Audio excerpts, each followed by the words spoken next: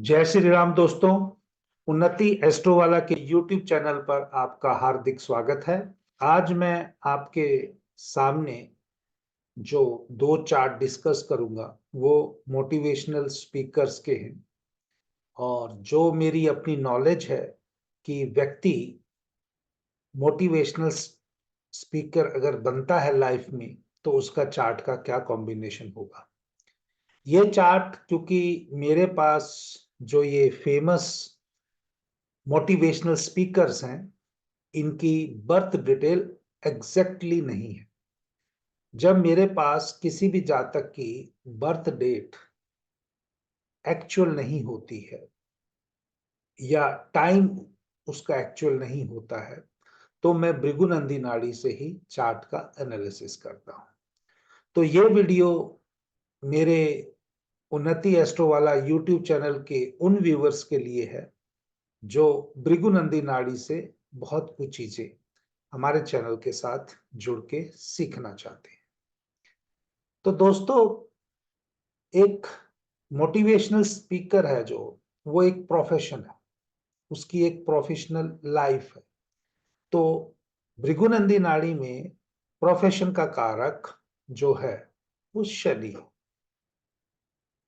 Motivational speaker जो है वो एक एडवाइजर, एक काउंसलर, एक विजडम पर्सन हो सकता है। और उसकी जो वाणी है, उसकी जो कम्युनिकेशन है वो एक लोगों को अट्रैक्ट करने के लिए बहुत अच्छी होनी चाहिए। अगर वाणी अच्छी है और नॉलेज अच्छी है तो वो प्रोफेशन मोटिवेशनल स्पीकर का अच्छा कर सकता है। जैसा मैं भृगुनंदी नाड़ी पढ़ाते टाइम अपने सभी स्टूडेंट्स को बताता हूं, जुपिटर और मरकरी का कॉम्बिनेशन जातक को अपनी क्लास के बुद्धिमान और ज्ञान से भरपूर छात्र को दिखाता है।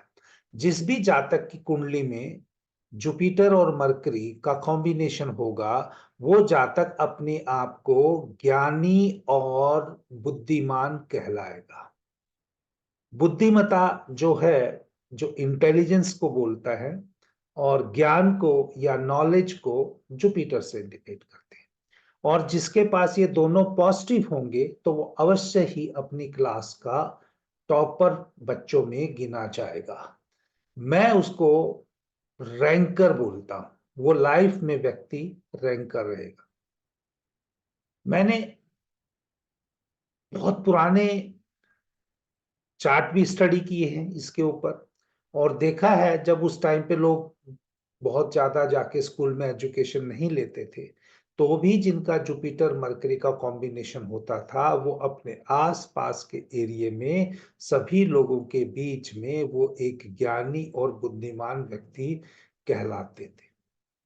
और उनके घर जो हैं, मैंने ये भी देखा है कि उनके घर अक्सर दुकानों के पास, मार्केट के पास, या आज के ट्रेंड के हिसाब से कहें कॉमर्शियल, जहां पर कोई भी चीज बिकती है और मल्टीपल शॉप्स हो सकती हैं या एक बहुत बड़ी जो आप शॉपिंग कॉम्प्लेक्स या जो आप आजकल कहते हैं मॉल टाइप की चीज उसके घर के आसपास बहुत नजदीक होती है। अब इसी इसी कॉम्बिनेशन को हम लेके जा रहे हैं प्रोफेशन। तो सैटर्न जोड़ दिया तो सैटर्न उसका प्रोफेशन बन सकता है। ये टीचर एडवाइजर भी होगा या कोई और भी काम करता होगा अगर प्रोफेसर नहीं है, स्कूल में टीचर नहीं है, क्योंकि वो भी एक तरह से काउंसलर का ही काम होते हैं। आजकल तो आपने देखा होगा कि टीचर को भी अगर क्लास 30-35 बच्चों की है तो वहाँ काउंसलिंग के लिए तो चलो स्कूल और कॉलेजेस में काउंसलर रखे जाते हैं, लेकिन जो पहला जो कांटेक्ट पॉइंट है वो टीचर ही बनता है। तो आप टीचर को इस कैटेगरी में जान सकते हैं या ये पढ़ाने का काम कर सकते हैं। तो काउंसलर की जब भी आप देखें मोटिवेशनल स्पीकर का अगर अच्छा है, अगर आप उनसे गाइडेंस लेने जाते हैं, इसका मुद्दा मैं क्यों आपको बना रहा हूं या क्यों आपको ये बता रहा हूं कि आजकल आपको बहुत मोटिवेशनल स्पीकर मिलेंगे। और मेरे को किसी को, हर किसी को एस्ट्रोलॉजी सिखाना नहीं है, लेकिन आप कॉम्बिनेशन देखिएगा। क्या जब आप उनके यहाँ जाते हैं तो पूछिए कि आपके बर्थ चार्ट में क्या सैटर्न, जुपिटर, मरकरी का कॉम्बिनेशन है, तभी आप एक अच्छे मोटिवेशनल स्पीकर बन सकते हैं। अदरवाइज आपको बहुत सारे लोग इसको प्रोफेशन को करते हुए मिलेंगे। दूसरी बात, अब क्या वो इस प्रोफेशन को सही रूप से करेंगे, एक स्किल के साथ करेंगे या एग्रेसिव वे में करेंगे? तो मैंने ऐसा अक्सर देखा है, जिन व्यक्तियों का मार्स का कॉम्बिनेशन आ जाता है इन 3 प्लैनेट्स के साथ, मार्स का कॉम्बिनेशन आ जाता है, तो वो व्यक्ति एग्रेसिव वे में मोटिवेशनल स्पीकिंग की बातें करता है, या उसके पास मोटिवेशनल स्पीकर की या स्पीकर बनने की एक स्पेशल स्किल होती है। जब स्किल आती है तो बंदे के अंदर एग्रेशन लाजमी है आना। हाँ, वो कैसे प्रकट करेगा, उस एग्रेशन को अपने काम के द्वारा करेगा या अपने घर में ही लड़के करेगा।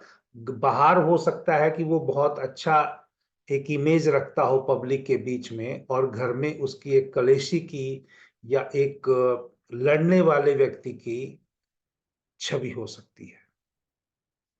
तो यह सब एग्जाम्पल मैं आपको चार्ट के द्वारा बताऊंगा, और मैं किसी विशेष व्यक्ति के ऊपर इन सब चीजों को नहीं लगा रहा हूं, ये आप ध्यान रखिएगा। आपके सामने दोस्तों 2 चार्ट दिख रहे हैं।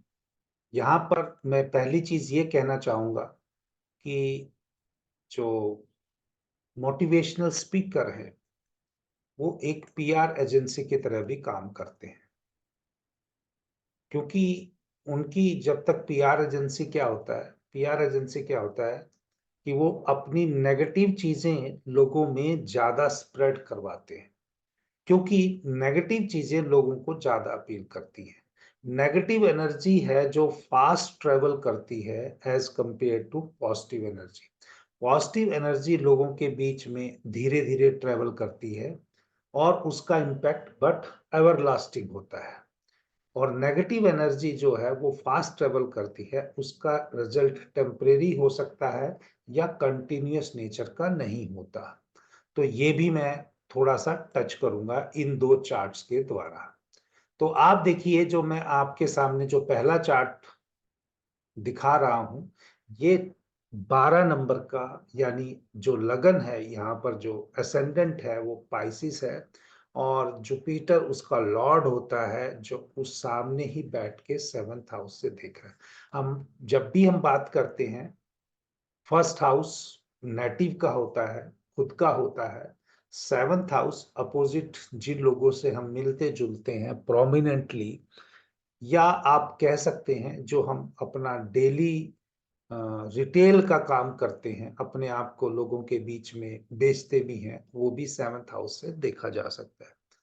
तो इस चार्ट में जुपिटर जो लग्नेश है, वो 7th हाउस में बैठ गया, बिजनेस के हाउस में बैठ गया, पार्टनरशिप के हाउस में बैठ गया।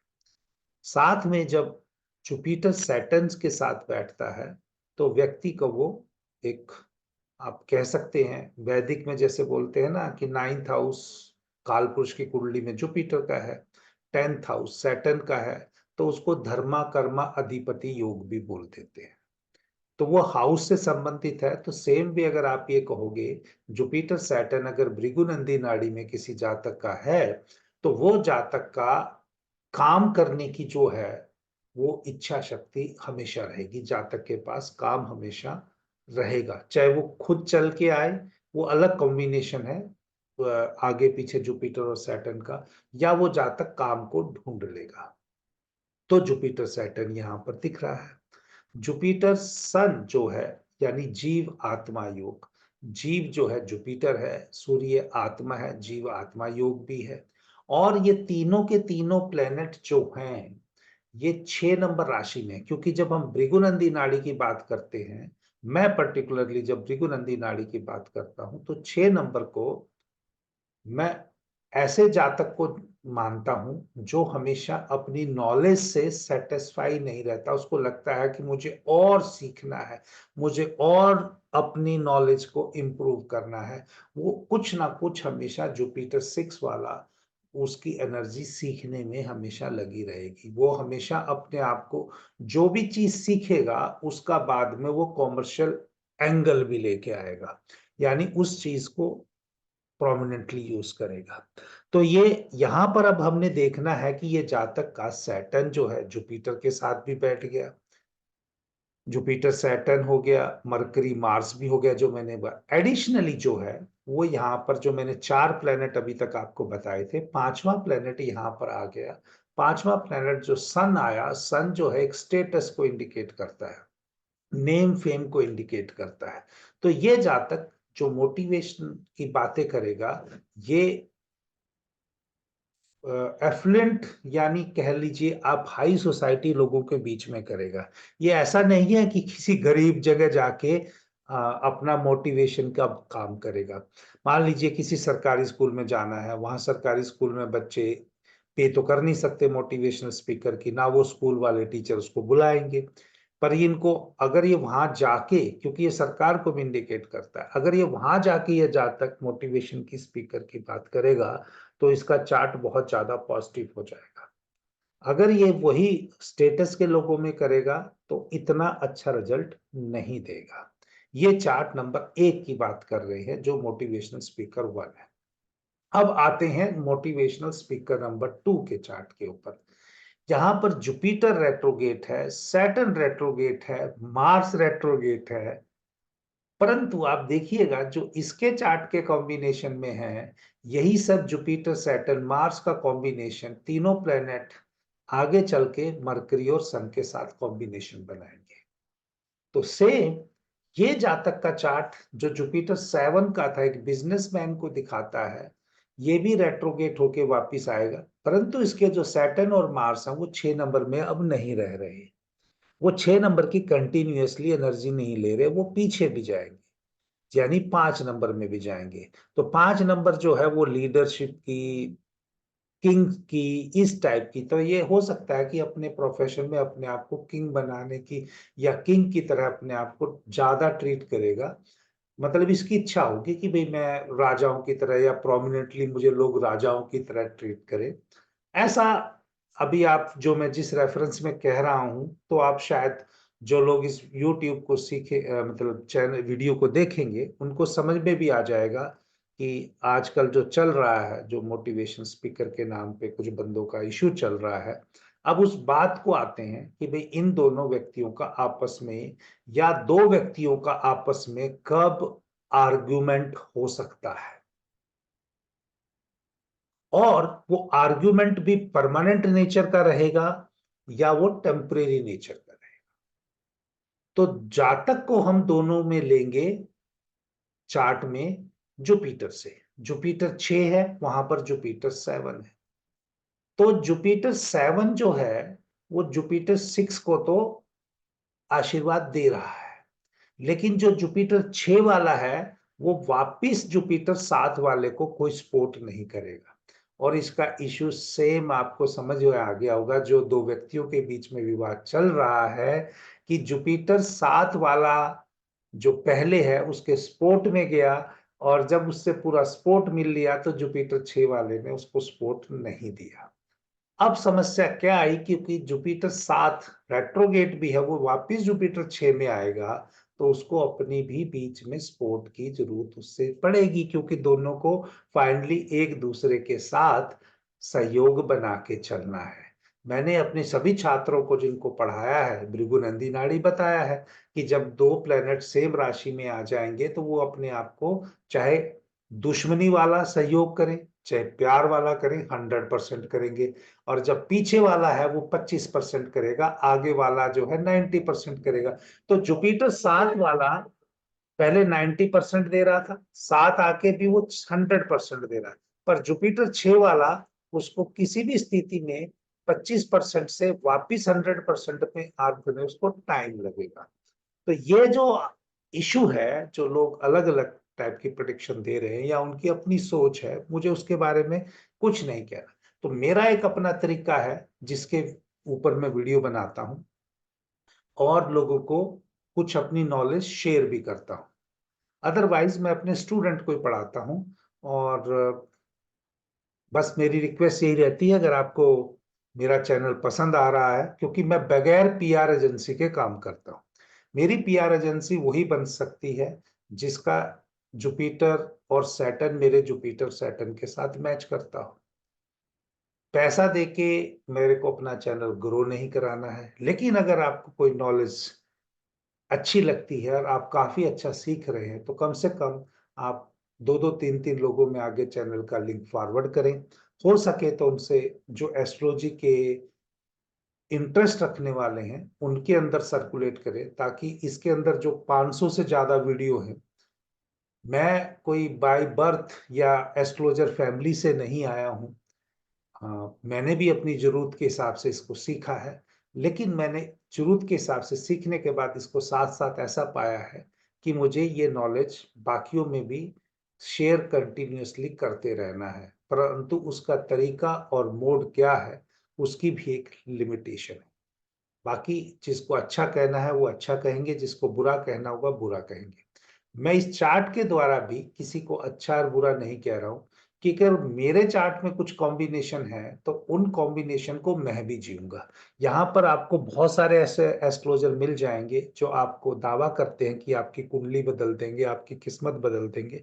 हो सकता है भगवान ने उनको कोई असीम शक्ति, परम शक्ति दी हो जी, या उनको ऐसा कुछ विशेष ज्ञान हो। मुझे सिर्फ़ जो चीज़ आती है, मेरे को ये आता है कि मैं आपके चार्ट के हिसाब से आपकी लाइफ में क्या और कब होने जा रहा है, उसको बताने की कोशिश करता हूँ। मैं किसी भी एस्ट्रोलॉजी के स्टूडेंट को पढ़ाते टाइम ये नहीं कहता कि तुम्हारी कुंडली में ये नहीं है, तो भी तुमको ये मिल जाएगा। अगर आपको ये सब पाना है, तो आज वैसे भी बहुत अच्छा दिन है। आज एकादशी है, एकादशी भी कहीं पर मोक्षाग्द एकादशी बोलते हैं, कहीं पे वैकुंठ एकादशी बोलते हैं। तो भगवान विष्णु का आज जो लोगों ने अच्छे से प्रार्थना की है, मैं भी भगवान विष्णु का नाम लेके ही ये नॉलेज शेयर कर रहा हूँ। दूसरी बात है, आज गज केसरी योग भी है, तो गज केसरी योग में जिन वहाँ पर गज केसरी योग भी पर्टिकुलरली शिव जी भगवान की आराधना करने से वो एक्टिवेट होते हैं। तो जिन लोगों ने इन दोनों चीज़ों का ध्यान रखा है, मैं भी इस वीडियो के द्वारा एक नॉलेज कि मैं शेयर कर पाऊँ और जहाँ पर लोगों को अच्छा लगे, वही चीज़ का यहाँ पर योगदान दे रहा हूँ। जय श्री राम।